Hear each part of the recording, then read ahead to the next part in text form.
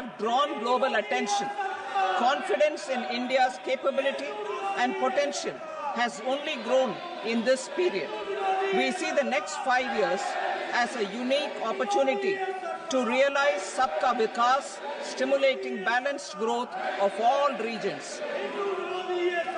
The great Telugu poet and playwright Gurujada Apparao had said, "Deshamante matti kadoy, deshamante manushuloy," meaning a country is not just its soil, a country is its people.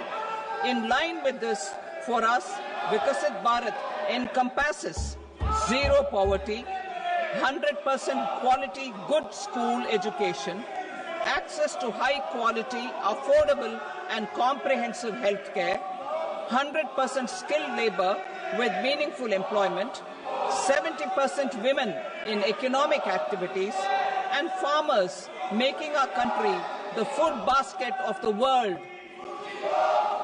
In this budget, the proposed development measures span 10 broad areas focusing on Garib, youth, Annadata and Nari, spurring agricultural growth and productivity, building rural prosperity and resilience, taking everyone together on an inclusive growth path, boosting manufacturing and furthering Make in India, supporting MSMEs, enabling employment-led development, investing in people, economy and innovation, securing energy supplies, promoting exports and nurturing innovation. For this journey of development, our four powerful engines are agriculture, MSME, investments and exports. The fuel, our reforms, our guiding spirit, inclusivity, and the destination, Vikasit Bharat. This budget aims to initiate transformative reforms across 6 domains. During the first 5 years, these will augment our growth potential and global competitiveness. The domains are taxation, power sector, urban development, mining, financial sector, and regulatory reforms. Agriculture as the first engine. Now I move to specific proposals, beginning with agriculture as the first engine.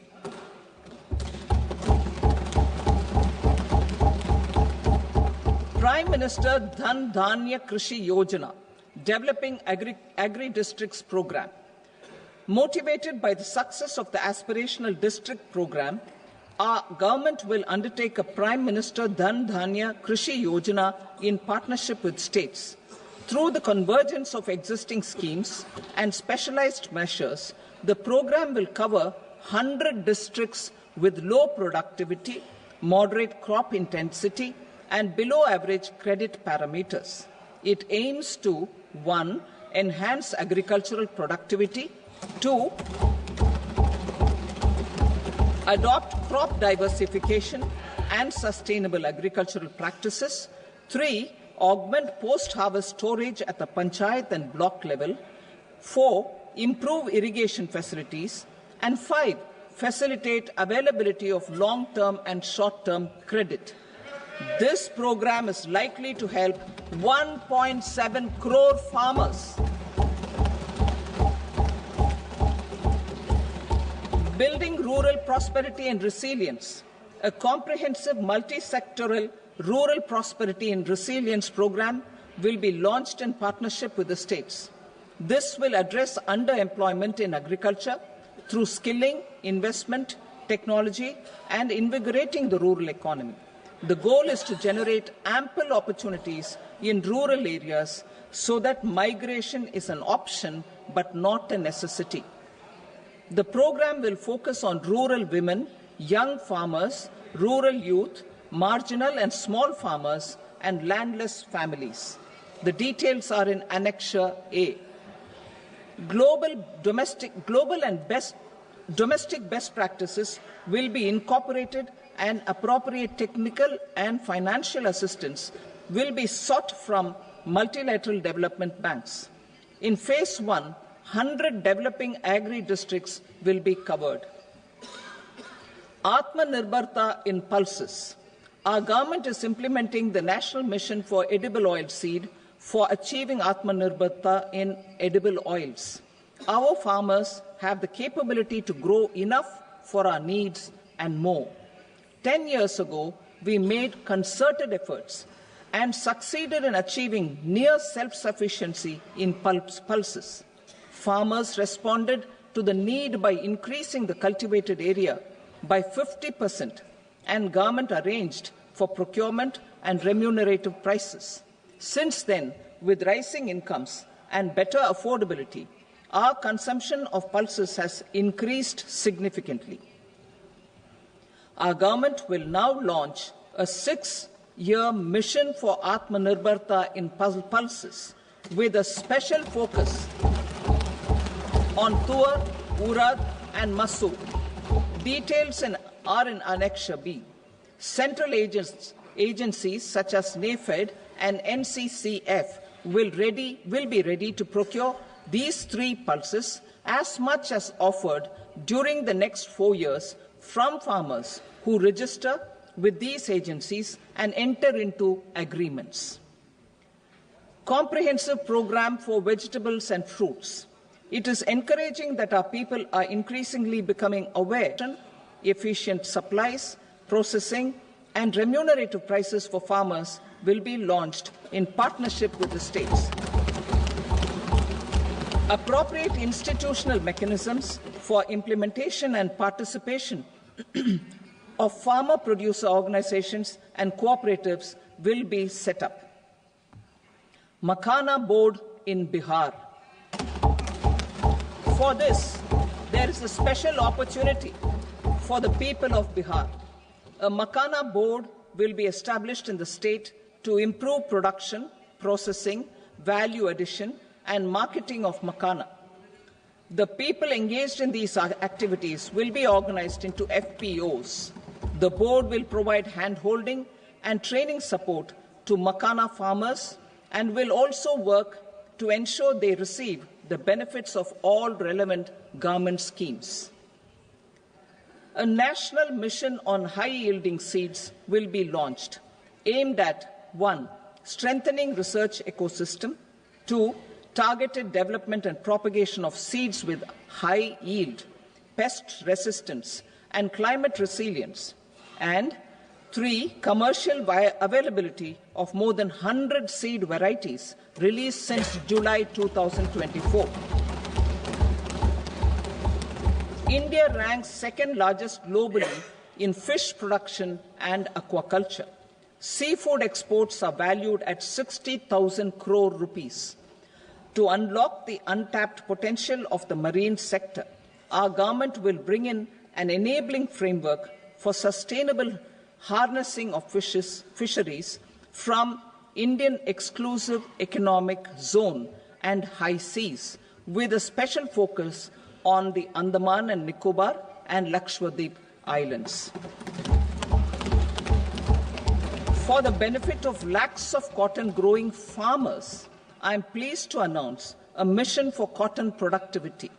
This 5-year mission will facilitate significant improvements in productivity and sustainability of cotton farming and promote extra-long staple cotton varieties. The best of science and technology support will be provided to farmers. Aligned with our integrated 5F vision for the textile sector, this will help in increasing incomes of the farmers and ensure a steady supply of quality cotton for rejuvenating India's traditional textile sector. Kisan credit cards facilitate short-term loans for 7.7 crore farmers, fishermen, and dairy farmers. The loan limit under modified interest subvention scheme will be enhanced from 3 lakh rupees to 5 lakh rupees for loans taken through the KCC. For Atmanirbharta in urea production, our government had reopened 3 dormant urea plants in the eastern region. To further augment urea supply, a plant with annual capacity of 12.7 lakh metric tons will be set up at Namrup in Assam.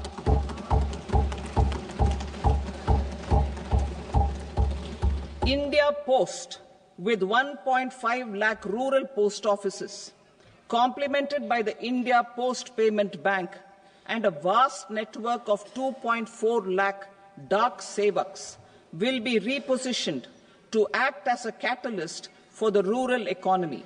Details are at Annexure C. India Post will also be transformed as a large public logistics organization. This will meet the rising needs of Vishwakarmas, new entrepreneurs, women, self-help groups, MSMEs, and the large business organizations. Our government will provide support to NCDC for its lending operations for the cooperative sector. MSMEs as the second engine. Now I move to MSMEs as the second engine, which encompasses manufacturing and services with a focus on MSMEs numbering 5.7 crores.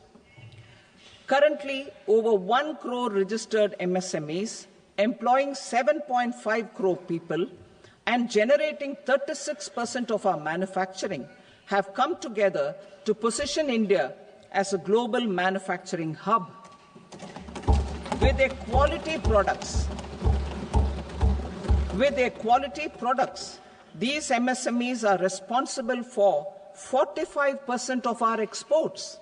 To help them achieve higher efficiencies of scale, technological upgradation, and better access to capital, the investment and turnover limits for classification of all MSMEs will be enhanced to 2.5 and 2 times respectively. This will give them the confidence to grow and generate employment for our youth. The details are given in Annexure D. To improve access to credit, the credit guarantee cover will be enhanced. First, for micro and small enterprises from 5 crore to 10 crore rupees, leading to additional credit of 1.5 lakh crores in the next 5 years. Second, for startups from 10 crore rupees to 20 crore rupees, with the guarantee fee being moderated to 1% for loans in 27 focus sectors which are important for Atmanirbhar Bharat. And for well-run exporter MSMEs, for term loans up to 20 crore rupees. Also for the micro enterprises, we will introduce customized credit cards with a 5 lakh rupee limit for micro enterprises registered on Udyam portal. In the first year, 10 lakh such cards will be issued. Fund of funds for startups. The Alternate Investment Fund, AIFs, for startups have received commitments of more than of 10,000 crore rupees. Now, a new fund of funds with expanded scope and a fresh contribution of another 10,000 crore rupees will be set up. A new scheme, crore rupees, during the next 5 years. The scheme will incorporate lessons from the successful Stand Up India scheme. Online capacity building for entrepreneurship and managerial skills will also be organized. Measures for labor-intensive sectors. To promote employment and entrepreneurship opportunities in labor-intensive sectors, our government will undertake specific policy and facilitation measures. To enhance the productivity, quality, and competitiveness of India's footwear and leather sector, a focused product scheme will be implemented. The scheme will support design capacity, component manufacturing, and machinery required for production of non-leather quality footwear, besides the support for leather footwear and products. The scheme is expected to facilitate employment for 22 lakh persons, generate over 4 lakh crore rupees, and exports of over 1.1 lakh crore rupees. Measures for the toys sector. Building on the National Action Plan for Toys, we will implement a scheme to make India a global hub for toys.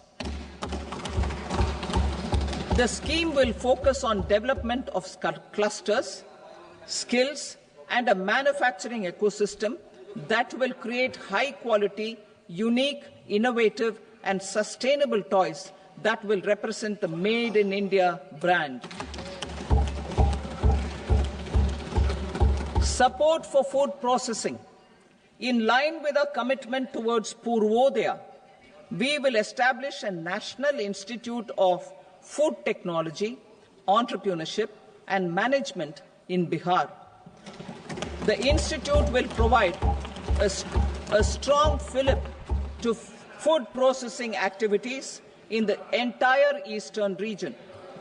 This will result in 1.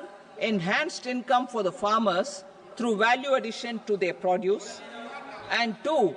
Skilling entrepreneurship and employment opportunities for the youth. Manufacturing mission, furthering Make in India. Our government will set up a national manufacturing mission covering small, medium, and large industries for furthering Make in India by providing policy support, execution roadmaps, governance, and monitoring framework for central ministries and states. Details are in Annexure E. Given our commitment to climate-friendly development, the mission will also support clean tech manufacturing.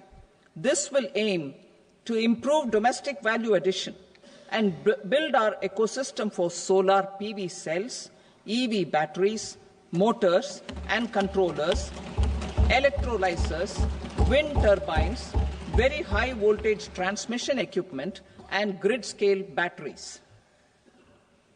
Investment as the third engine. Now I move to investment as the third engine, which encompasses investing in people, investing in the economy, and investing in innovation. Investing in people. Saksham Anganwadi and Poshan 2.0. Saksham Anganwadi and Poshan 2.0 program provides nutritional support to more than 8 crore children, 1 crore pregnant women and lactating mothers all over the country, and about 20 lakh adolescent girls in aspirational districts and the Northeast region. The cost norms for these nutritional support will be enhanced appropriately. Atal Tinkering Labs. 50,000 Atal Tinkering Labs will be set up in government schools in the next 5 years to cultivate the spirit of curiosity and innovation and foster a scientific temper among young minds. Broadband connectivity to government secondary schools and PHCs. Broadband connectivity will be provided to all government secondary schools and primary health centers in rural areas under the BharatNet project. Bharatiya Bhasha Pustak Scheme. We propose to implement a Bharatiya Bhasha Pustak scheme to provide digital form Indian language books for schools and for higher education. This aims to help students understand their subjects better and in their language.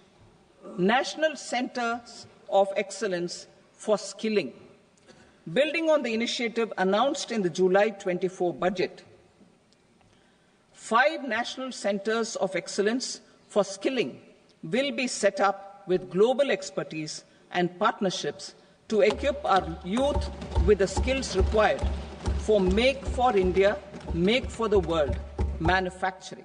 The partnership will cover curriculum design, training of trainers, and a skills certification framework and periodic reviews.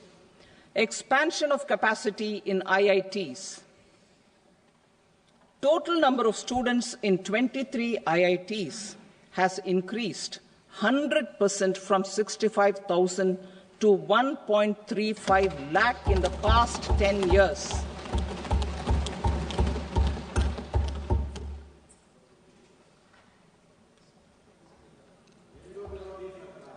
Additional infrastructure will be created in the 5 IITs started after 2014 to facilitate education for 6,500 more students. Hostel and other infrastructure capacity at IIT Patna will also be expanded.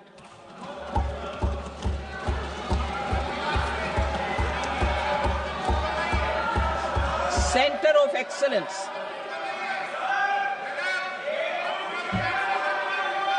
Center of Excellence in AI for Education.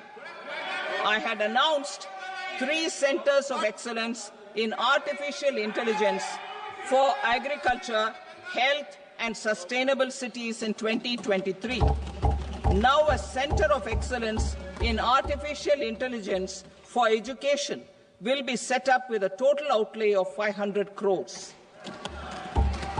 Expansion of medical education. Our government has added almost 1.1 lakh undergraduate and postgraduate medical education seats in 10 years, an increase of 130%. In the next year, 10,000 additional seats will be added in medical colleges and hospitals towards the goal of adding 75,000 seats in the next 5 years. Daycare cancer centers in all district hospitals. Our government will facilitate setting up of daycare cancer centers in all district hospitals in the next 3 years. 200 centers will be established in 25-26 itself. Strengthening urban livelihoods. Our government has been giving priority to assisting urban poor and vulnerable groups. A scheme for socio-economic upliftment of urban workers will be implemented to help them improve their incomes, have sustainable livelihoods, and a better quality of life. PM Swanidhi scheme has benefited more than 68 lakh street vendors, giving them respite from high-interest informal sector loans. Building on this success, the scheme will be revamped with enhanced loans from banks, UPI-linked credit cards with 30,000 rupees limit, and capacity building support. Social Security Scheme for welfare of online platform workers. Gig workers of online platforms provide great dynamism to the new age services economy. Recognizing their contribution, our government will arrange for their identity cards and registration on the e-Shram portal. They will be provided healthcare under PM Jan Arogya Yojana. This measure is likely to assist nearly 1 crore gig workers.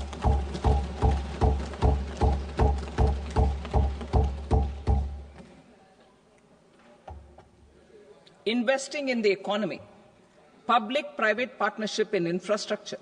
Each infrastructure-related ministry will come up with a 3-year pipeline of projects that can be implemented in PPP mode.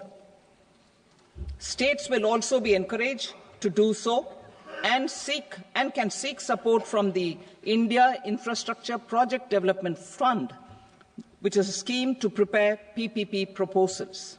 Support to states for infrastructure.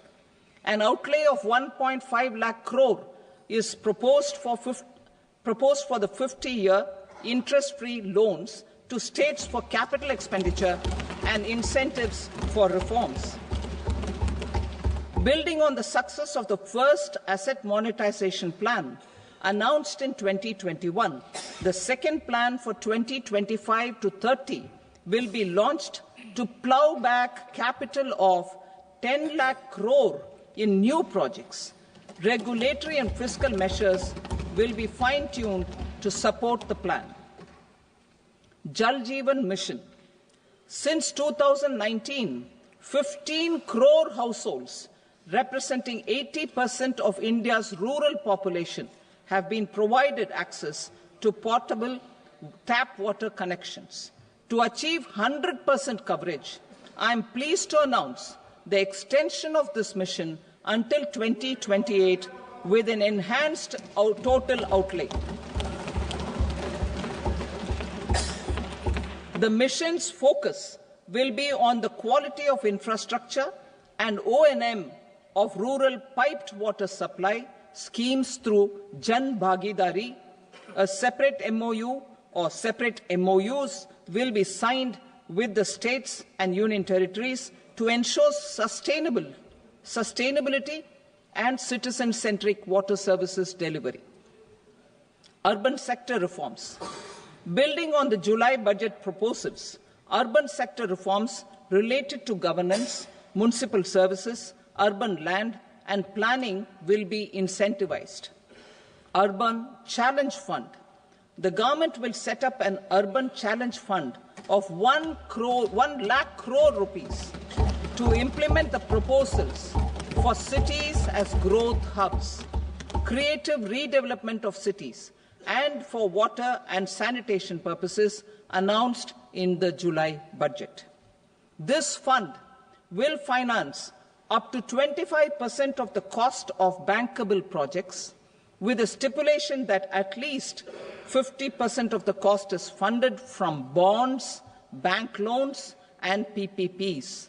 An allocation of 10,000 crore is proposed in 2025-26. Power sector reforms. We will incentivize electricity distribution reforms and augmentation of intra-state transmission capacity by states. This will improve financial health and capacity of electricity companies. Additional borrowing of 0.5% of GSDP will be allowed to states contingent on these reforms. Nuclear energy mission for Vikasit Bharat.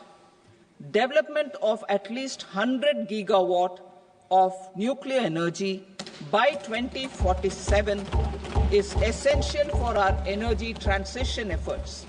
For an active partnership with the private sector towards this goal, amendments to the Atomic Energy Act and the Civil Liability for Nuclear Damage Act will be taken up.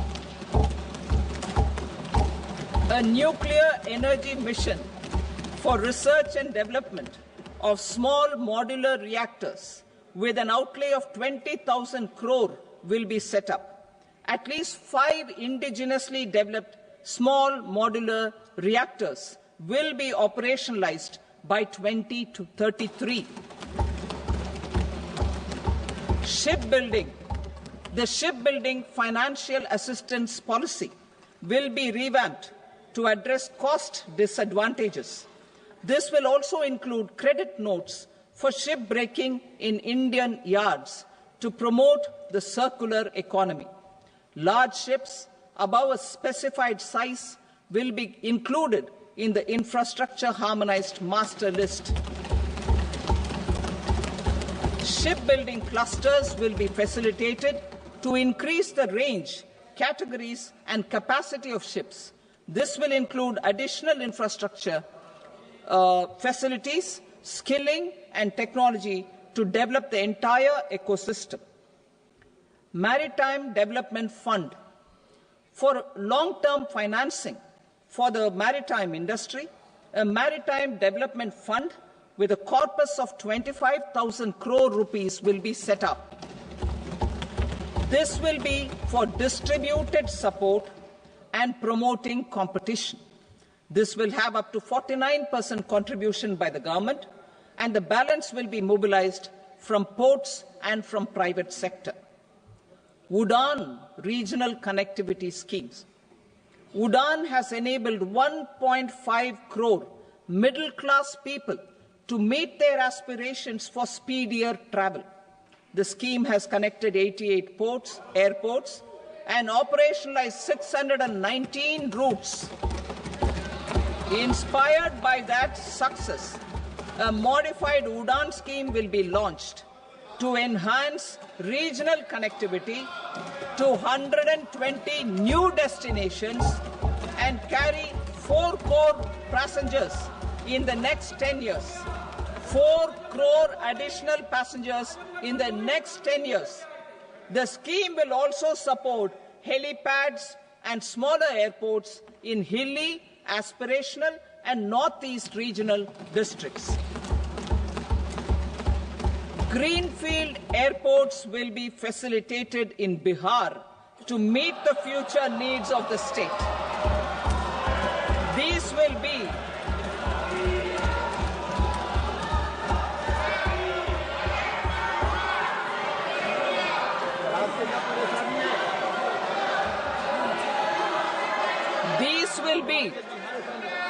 These will be in addition to the expansion of the capacity of Patna Airport and a brownfield airport in Beta. Western Kosi Canal project in Mithilanchal. Financial support will be provided for the Western Kosi Canal ERM project, benefiting a large number of farmers cultivating over 50,000 hectares of land in the Mithilanchal region of Bihar. Mining sector reforms. Mining sector reforms, including those for minor minerals, will be encouraged through sharing of best practices and institutions of a state mining index. A policy for recovery of critical minerals from tailings will be brought out. Under the special window for affordable and mid-income housing, SWAMI, 50,000 dwelling units in stressed housing projects have been completed and keys handed over to home buyers. Another 40,000 units will be completed in 2025, further helping middle-class families who were paying EMIs on loans taken for apartments while also paying rent for their current dwellings. Building on this success, SWAMI Fund 2 will be established as a blended finance facility with contribution from the government, banks and private investors. This fund of 15,000 crore rupees will aim for expeditious completion of another 1 lakh units. PM Gati Shakti data for private sector. For furthering PPPs and assisting the private sector in project planning, access to relevant data and maps from the PM Gati Shakti portal will be provided. Tourism for employment-led growth.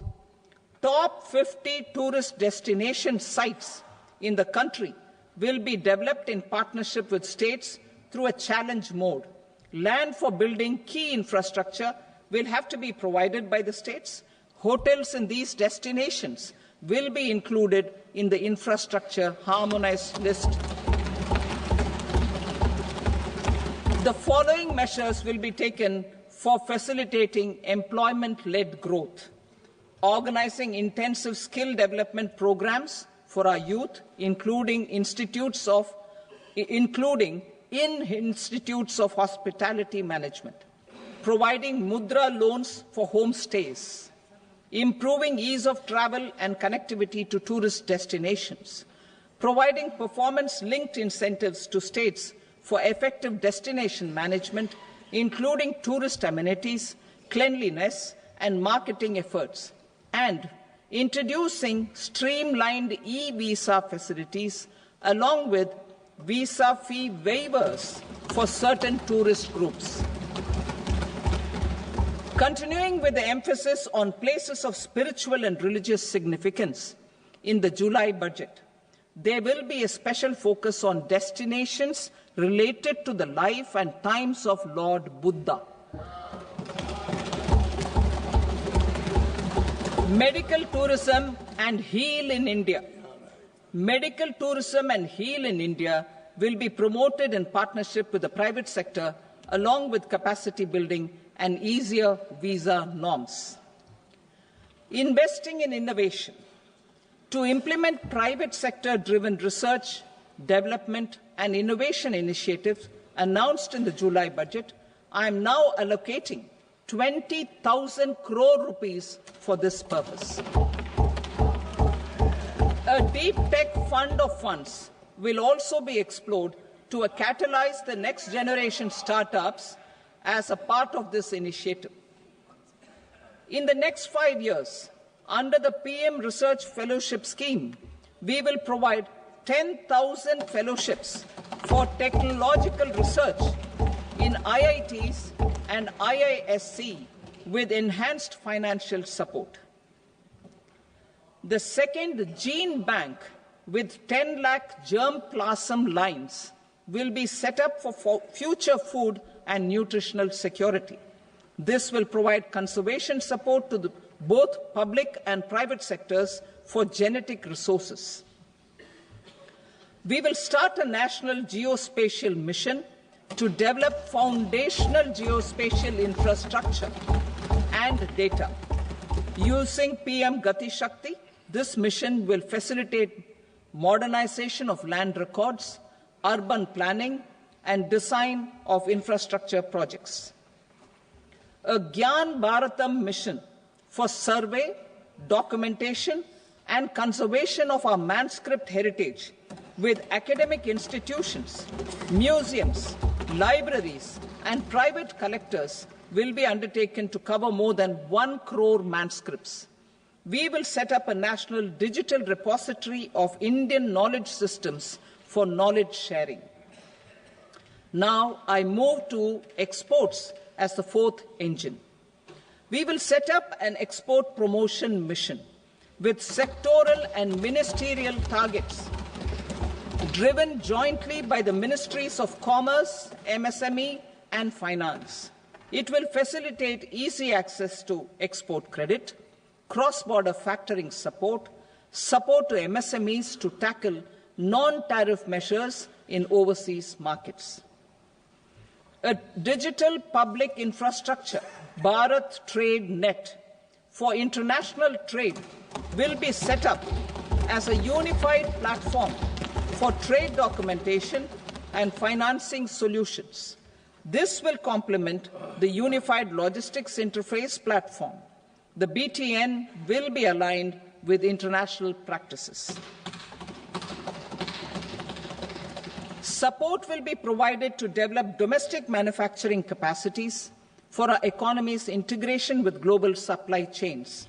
Sectors will be identified based on objective criteria. Facilitation groups with participation of senior officers and industry representatives will be formed for select products and supply chains. Through this, there are huge opportunities related to Industry 4.0, which needs high skills and talent. Our youth have both. Our government will support the domestic electronic equipment industry to leverage this opportunity for the benefit of our youth. A national framework will be formulated as guidance to states for promoting global capability centers in emerging Tier 2 cities. This will suggest measures for enhancing availability of talent and infrastructure, building bylaw reforms, and mechanisms for collaboration with industry. Our government will facilitate upgradation of infrastructure and warehousing for air cargo, including high-value perishable horticultural produce. Cargo screening and customs protocol will be streamlined and made user-friendly. Reforms as the fuel. Over the past 10 years, our government has implemented several reforms for convenience of taxpayers, such as faceless assessment, 2, taxpayer charter, 3, faster returns, 4, almost 99% returns being on self-assessment, and 5, Vivad Se Vishwas scheme.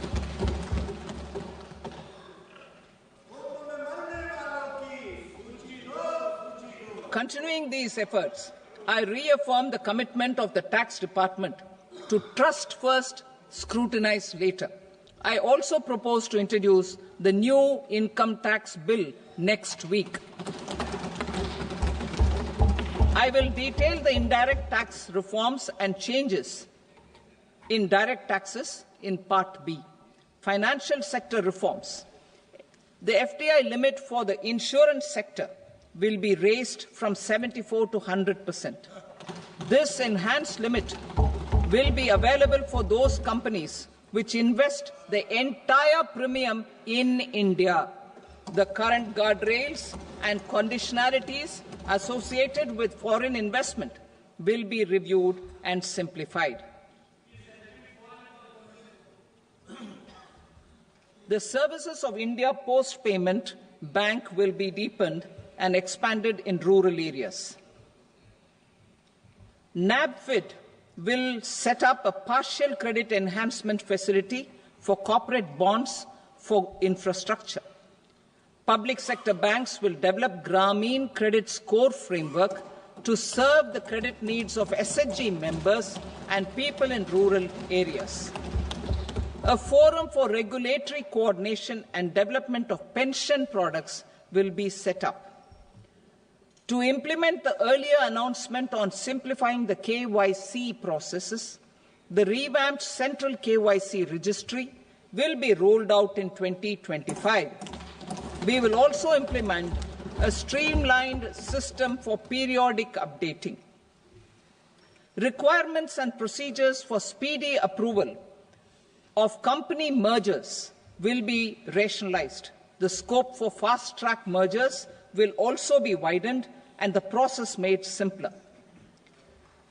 As proposed in the interim budget, we signed bilateral investment treaties with 2 countries in 2024 to encourage sustained foreign investment, and in the spirit of First Develop India, the current model BIT will be revamped and made more investor-friendly. In the last 10 years, in several aspects, including financial and non-financial, our government has demonstrated a steadfast commitment to ease of doing business. We are determined to ensure that our regulations must keep up with technological innovations and global policy developments. A light-touch regulatory framework based on principles and trust will unleash productivity and employment. Through this framework, we will update regulations that were made under old laws. To develop this modern, flexible, people-friendly and trust-based regulatory framework appropriate for the 21st century, I propose 4 specific measures.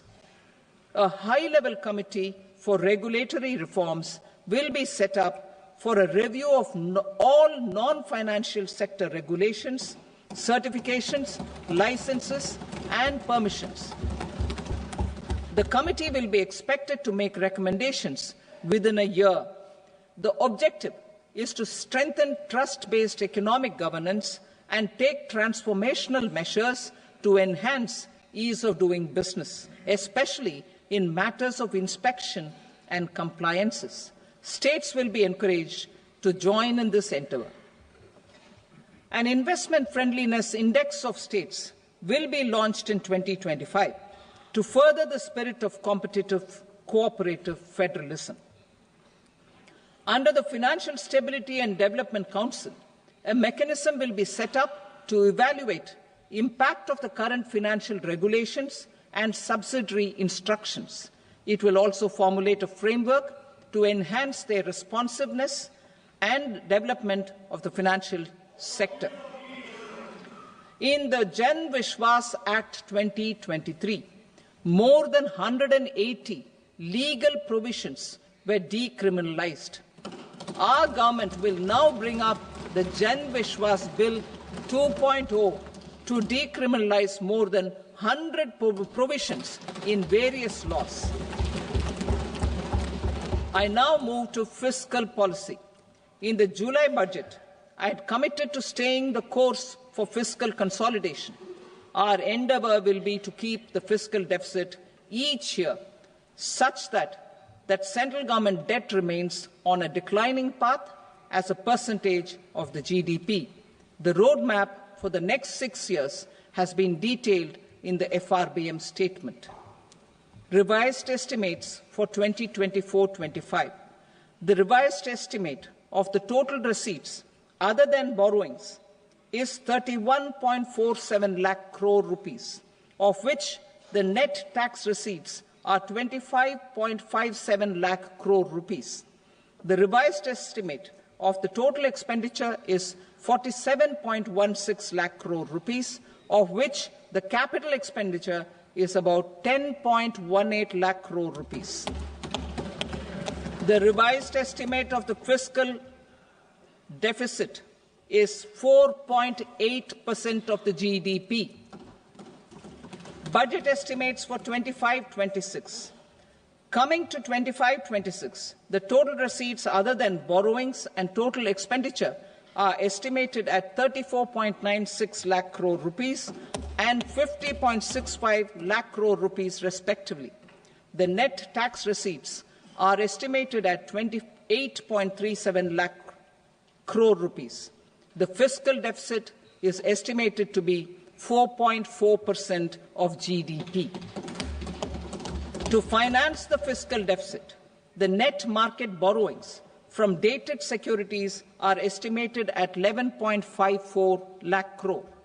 The balance financing is expected to come from small savings and other sources. The gross market borrowings are estimated at 14.82 lakh crore rupees. I will now move to Part B. Indirect taxes. My proposals relating to customs aim to rationalize tariff structure and address duty inversion. These will also support domestic manufacturing and value addition, promote exports, facilitate trade, and provide relief to common people. Rationalization of customs tariff structure for industrial goods. As a part of comprehensive review of customs rate structure announced in July 2024 budget, I propose to 1. Remove 7 tariff rates. This is over and above the 7 tariff rates removed in 23-24 budget. After this, there will be only 8 remaining tariff rates, including 0 rate. 2. Apply appropriate cess to broadly maintain effective duty incidence, except on a few items where such incidence will reduce marginally. 3. Levy not more than 1 cess or surcharge. Therefore, I propose to exempt social welfare surcharge on 82 tariff lines that are subject to a cess. I shall now take up sector-specific proposals. To provide relief to patients, particularly those suffering from cancer, rare diseases, and other severe chronic diseases, I propose to add 36 life-saving drugs and medicines to the list of medicines fully exempted from basic custom duty.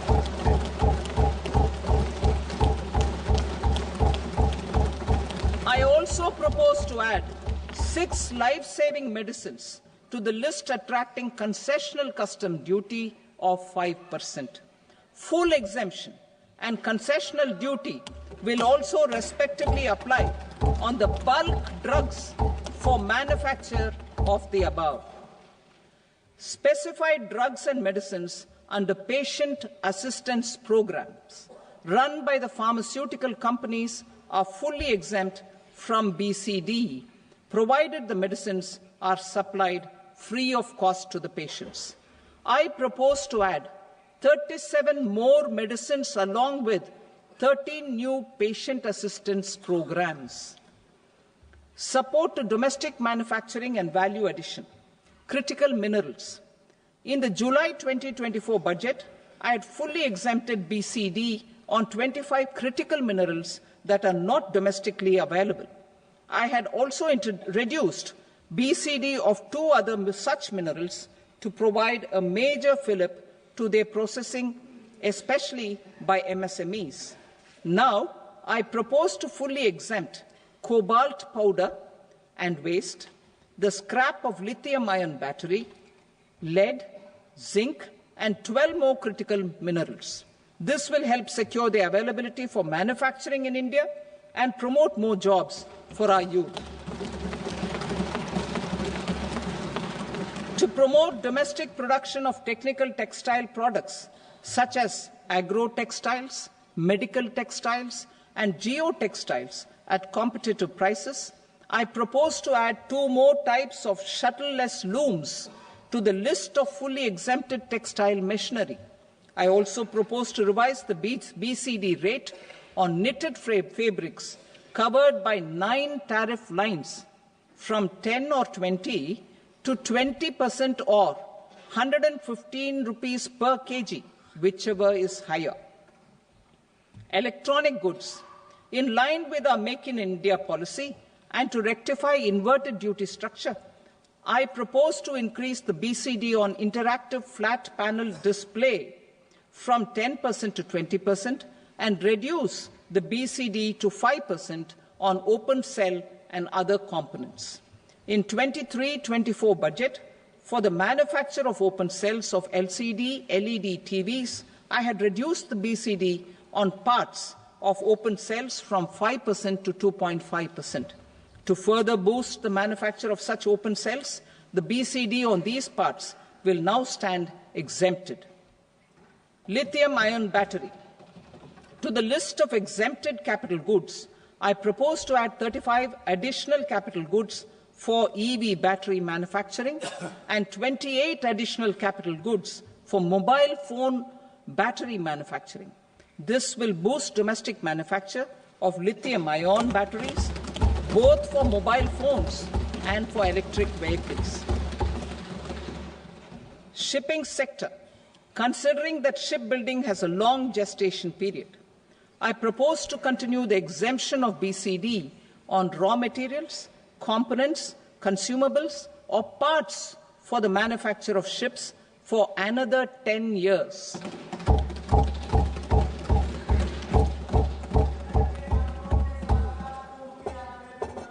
I also propose the same dispensation for shipbreaking to make it more competitive.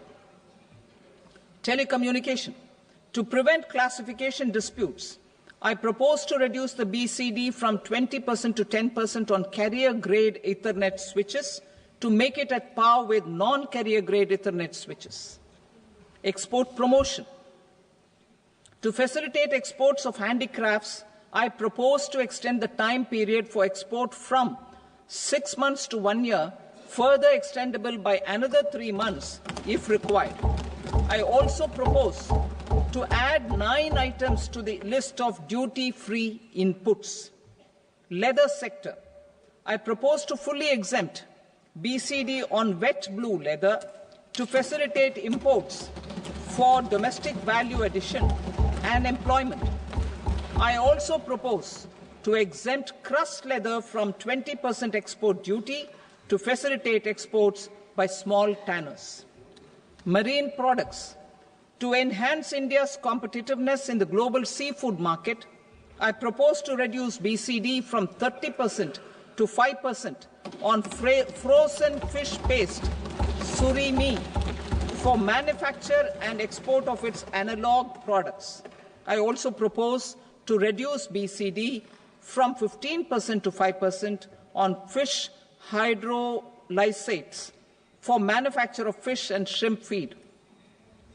In July 2024 budget, to promote development of domestic MROs for aircraft and ships, I had extended the time limit for export of foreign origin goods that were imported for repairs from 6 months to 1 year and further extendable by 1 year. I now propose to extend the same dispensation for railway goods. Time limit for provisional assessment. Presently, the Customs Act 1962 does not provide any time limit to finalize provisional assessments, leading to uncertainty and cost to trade. As a measure of promoting ease of doing business, I propose to fix a time limit of 2 years, extendable by a year, for finalizing the provisional assessment.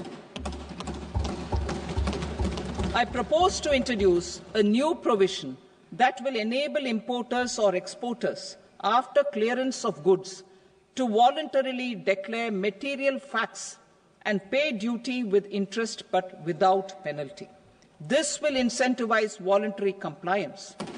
However, this will not apply in cases where department has already initiated audit or investigation proceedings.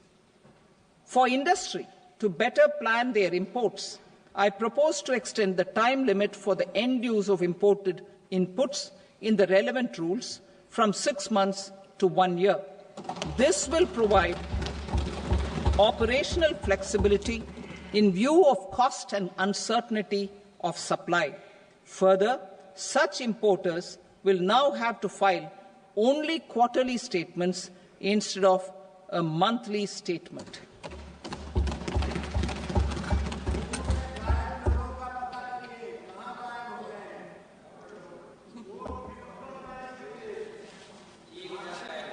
I now come to my direct tax proposals.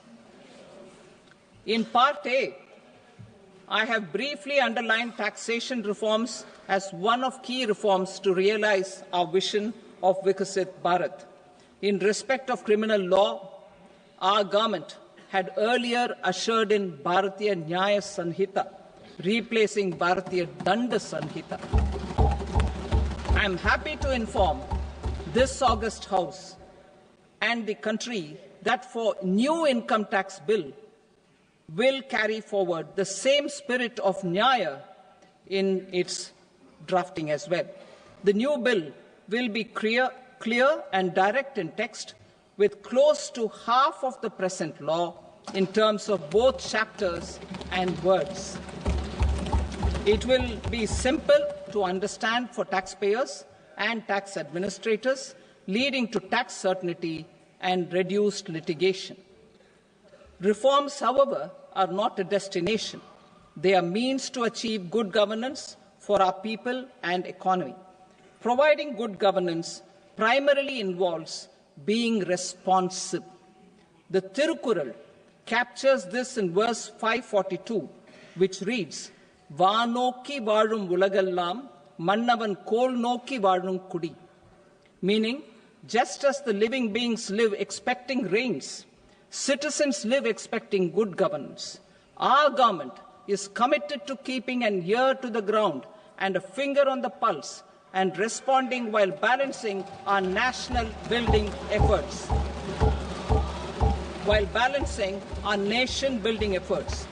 The following measures will detail just how our government will, under the guidance of PM Modi, has taken steps to understand and address. I repeat that sentence, sir. The following measures will detail just how our government, under the guidance of PM Modi, has taken steps to understand and address the needs voiced by our citizens. My tax proposals are guided by this spirit. The objectives of my proposals are as follows: personal income tax reforms with special focus on middle class, rationalization of TDS and TCS for easing difficulties, encouraging voluntary compliance, reducing compliance burden, ease of doing business, employment and investment. I will come to my proposal on personal income tax towards the end. TDS and TCS, rationalization for easing difficulties. I propose to rationalize tax deduction at source, TDS, by reducing the number of rates and thresholds above which TDS is deducted. Further, threshold amounts for tax deduction will be increased for better clarity and uniformity. The limit for tax deduction on interest for senior citizens is being doubled from the present 50,000 rupees to 1 lakh rupees. Similarly, the annual limit of 2.40 lakh rupees for TDS on rent is being increased to 6 lakh rupees. This will reduce the number of transactions liable to TDS, thus benefiting small taxpayers receiving small payments. The threshold to collect tax at source, the TCS, on remittances under RBI's liberalized remittance scheme, the LRS, is proposed to be increased from 7 lakh to 10 lakhs. I also propose to remove TCS on remittances for education purposes, where such remittances is out of a loan taken from a specified financial institution. Both TDS and TCS are being applied on any transaction related to sale of goods. To prevent such compliance difficulties, I propose to omit the TCS. I also propose that the provisions of the higher TDS deduction will now apply only in non-PAN cases. In July 2024, the delay for payment of TDS up to the due date of filing statement was decriminalized.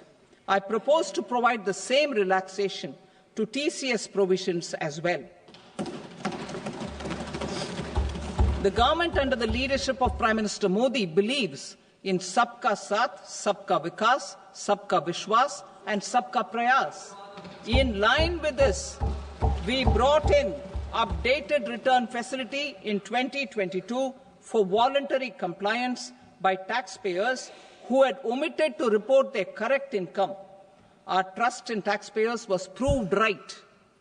Nearly 90 lakh taxpayers voluntarily updated their incomes by paying additional tax.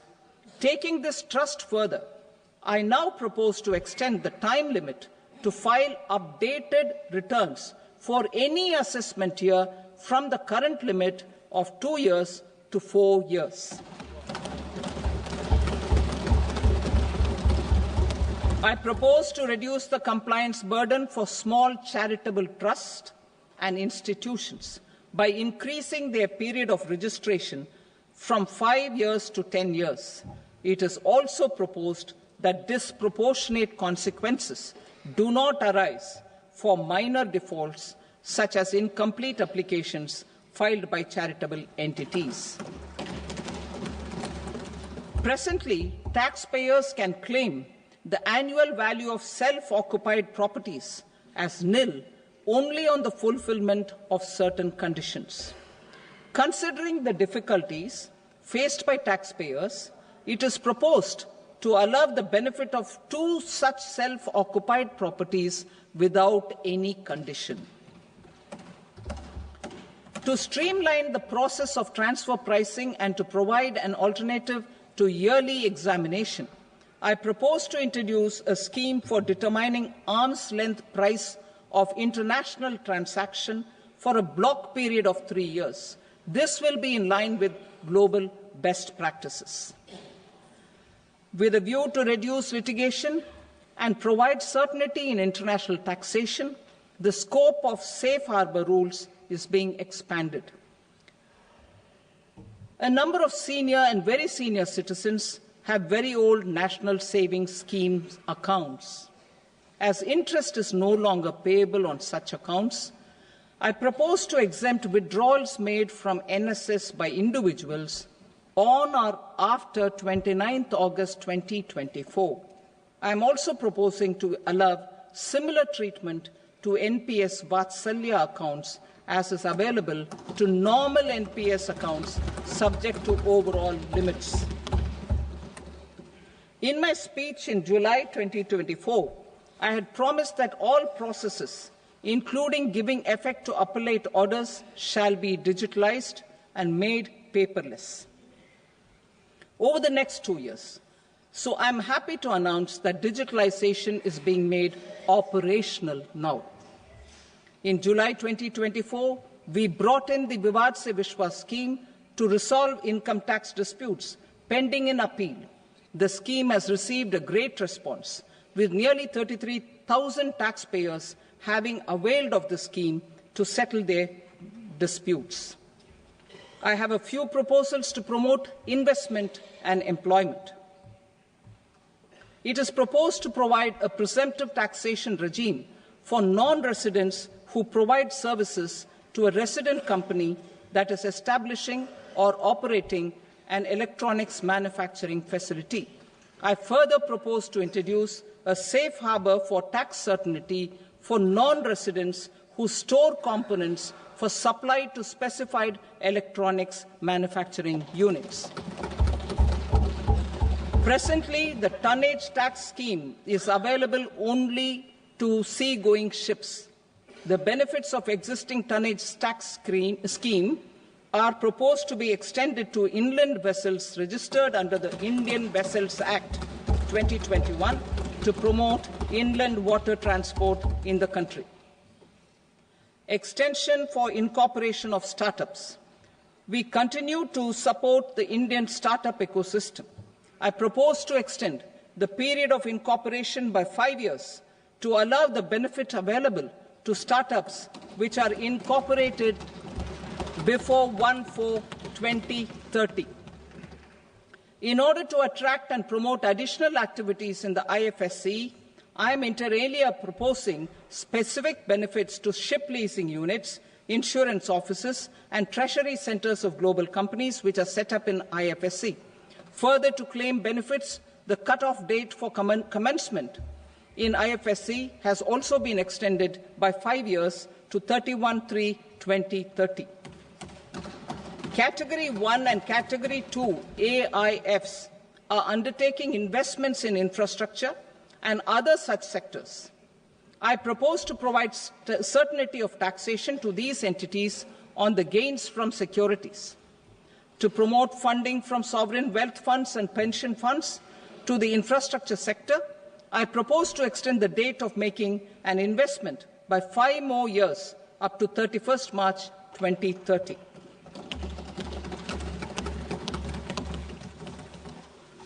Personal income tax reforms with special focus on middle class.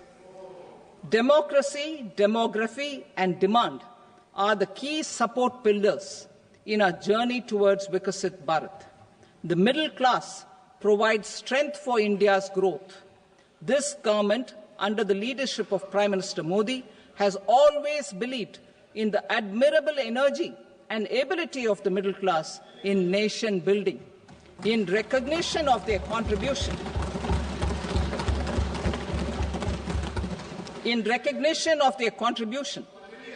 we have periodically reduced their tax burden.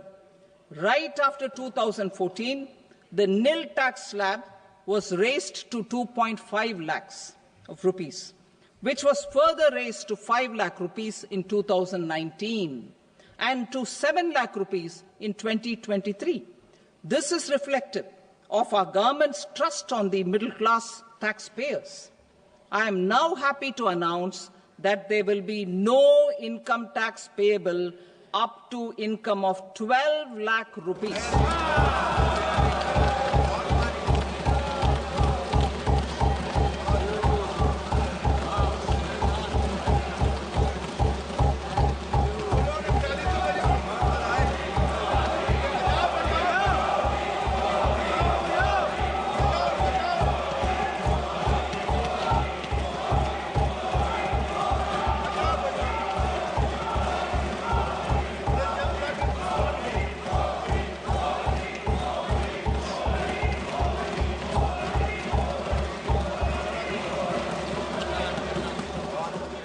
So, average income of 1 lakh per month, other than the special rate income such as capital gains, under the new regime.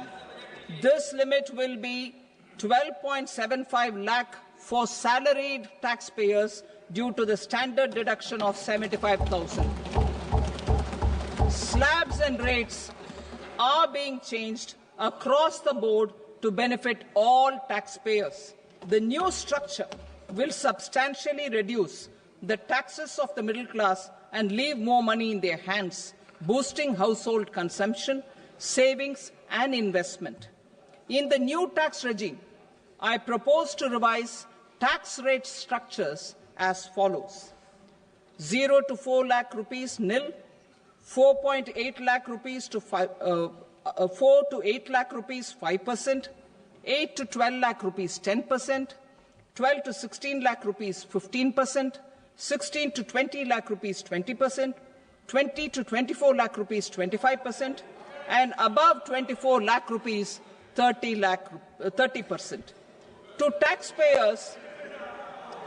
taxpayers up to 12 lakh of normal income, other than special rate income such as capital gains. I read that again. To taxpayers up to 12 lakh of income, other than special rate income such as capital gains, tax rebate is being provided in addition to the benefit due to slab rate reduction in such a manner that there is no tax payable by them. The total tax benefit of slab rate changes and rebate at different income levels can be illustrated with a few examples. A taxpayer in the new regime with an income of 12 lakh rupees will get a benefit of 80,000 rupees in tax, which is 100% of tax payable as per the existing rates. A person having income of 18 lakh rupees will get a benefit of 70,000 rupees in tax. That is 30% of tax payable as per existing rates. A person with an income of 25 lakh gets a benefit of 1,10,000 rupees. That is 25% of his tax payable as per existing rates. Details of my tax proposals are given in the annexure. As a result of these proposals, Honourable Speaker, sir, revenue of about 1 lakh crore in direct taxes and 2,600 crores in indirect taxes will be foregone. Mr. Speaker, sir, with this, I commend the budget to this august House.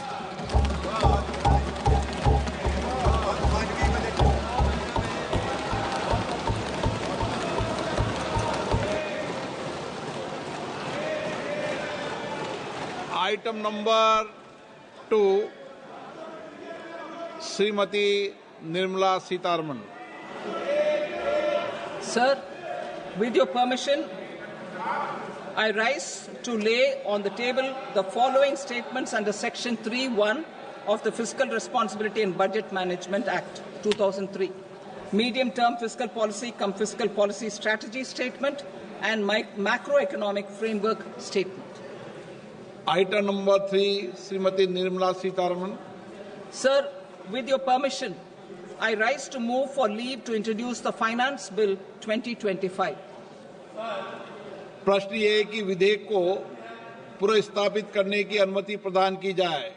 जो सदस्य इसके पक्ष में हाँ कहें, जो सदस्य विरोध में ना कहें। मेरे विचार में निर्णय हाँ वालों के पक्ष में हुआ, हाँ वालों के पक्ष में अनुमति प्रदान की जाती है।